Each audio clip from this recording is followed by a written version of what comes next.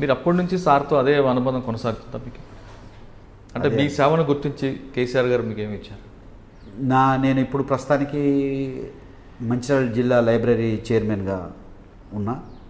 నేను వాస్తవంగా 2014లో ఎమ్మెల్యే బెల్లంపల్లి కాన్స్టిట్యున్సీకి కావాల్సినవి కొన్ని రాజకీయ సమీకరణ మూలంగా నాకు టికెట్ ఇవ్వలేకపోయాడు. మొన్న కూడా ఎంపీ పెద్దపల్లి పార్లమెంట్ ఎంపీగా కూడా నా పేరు ప్రతిపాదన వచ్చినప్పటికి కూడా కొన్ని సామాజిక సమీకరణ మూలంగానే రాలేకపోయినాయి. సో రాజకీయాలలో పదవులు అనేటి గొప్ప కాదని నేను భావిస్తాను. రెండోది, నాలాంటి వ్యక్తి ఈరోజు ఒక తుపాకీ ద్వారా రాజ్యాధికారాన్ని సాధించవచ్చు, తుపాకీ ద్వారా ప్రజలకు ఏదో మేలు చేయొచ్చు అనుకున్న వ్యక్తిని బ్యాకప్ అయి నేను పెన్ను ద్వారా కూడా ప్రజలకు నేను సేవ చేయొచ్చు అనేది నిరూపించుకున్నాను. అంటే నిరూపణ జరిగింది ఇక్కడ. నాకు వాస్తవంగా చాలా పుస్తకాలల్లో పత్రికలల్లో అక్కడిక్కడ రాస్తుంటారు, రాసుడు కాదు, ఆచరణలో నా దాంట్లో నాకు సాధ్యమైంది. ఓకే, నేను తుపాకీ కాదు పెన్ను కూడా పనిచేస్తుంది అని చెప్పి నేను చాలామందికి నేను లైబ్రరీ చైర్మన్గా నియమించబడిన తర్వాత తెలంగాణలో ఎక్కడ లేని విధంగా నేను మా జిల్లాలో లైబ్రరీలను డెవలప్ చేసిన. మా బాల్క సుమన్ ఎంపీ మా మిత్రుడు తన సహకారంతో కొత్త భవనాలను తీసుకొచ్చిన. దాదాపుగా ఒక 12 కోట్ల రూపాయలతోటి నేను మంచిర్యాల జిల్లాలో లైబ్రరీ భవనాలను డెవలప్ చేస్తున్నా. సో ఇప్పటికి చేసిన లైబ్రరీ డెవలప్మెంట్లలో 68 మంది ప్రభుత్వ ఉద్యోగాలు కొట్టిను. సూపర్. 68 మంది ప్రభుత్వ ఉద్యోగాలు కొట్టిను.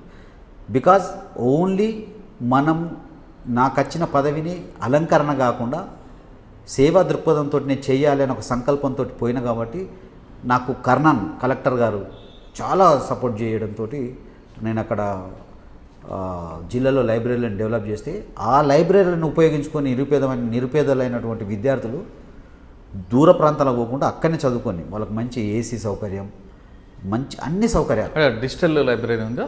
డిజిటల్ లైబ్రరీగా మనము అంటే కంప్యూటర్స్ ఉన్నాయి కానీ డిజిటల్ లైబ్రరీగా కన్వర్ట్ చేయాలి, ఆ ఆలోచనలో ఉన్నాం. ఓకే, దానికోసం 8 కోట్ల రూపాయలు కూడా నేను శాంక్షన్ చేయించుకోవడం జరిగింది మా సుమన్ గారి ఎంపీ గారి సహకారంతో.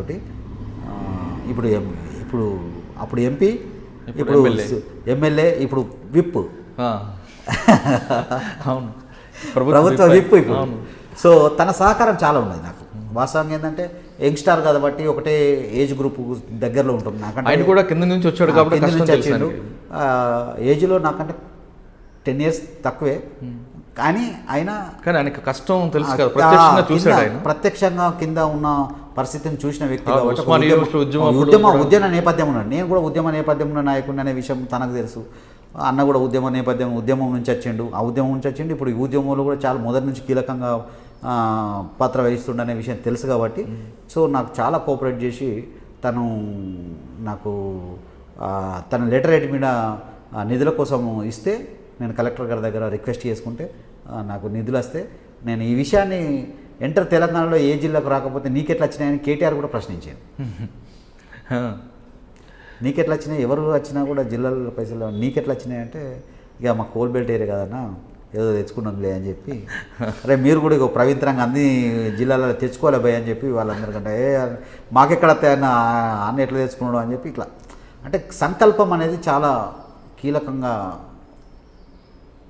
ఉండాలి. సంకల్ప బలం ఉంటే ఏదైనా చేయగలుగుతాం అనే దానికి నిరూపణ జరిగింది. సో నేను కూడా ఈ సందర్భంగా ఏంటంటే ప్రజలకు కానీ యూత్కి కానీ ఇప్పుడు ఈ జనరేషన్ వాళ్ళకు ముఖ్యంగా ప్రభుత్వం చాలా అవకాశాలు ఇస్తుంది.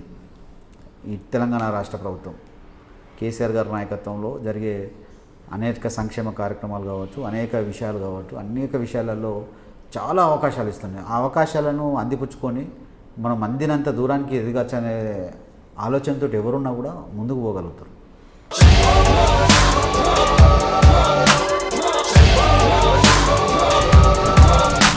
ఫోటోలో ఉన్న వ్యక్తి ఎవరమ్మా? మీ ఆయన చనిపోయారా? అయ్యో, ఎక్కడ పడితే అక్కడ, ఏది పడితే అది వాగుతున్నాడని పోలీసులు నగర బహిష్కరణ చేశారండి. మొదటి భార్యని చేసుకున్నాక పిల్లలు పుట్టలేదని రెండో పెళ్లి చేసుకున్నారు. ఆవిడకి పుట్టలేదు. మూడోసారైనా తగులుతుందనుకున్నా, తనకే పుట్టలేదు. ఆయన దగ్గర బాణం ఉంది కానీ దానికి పదును లేదురా.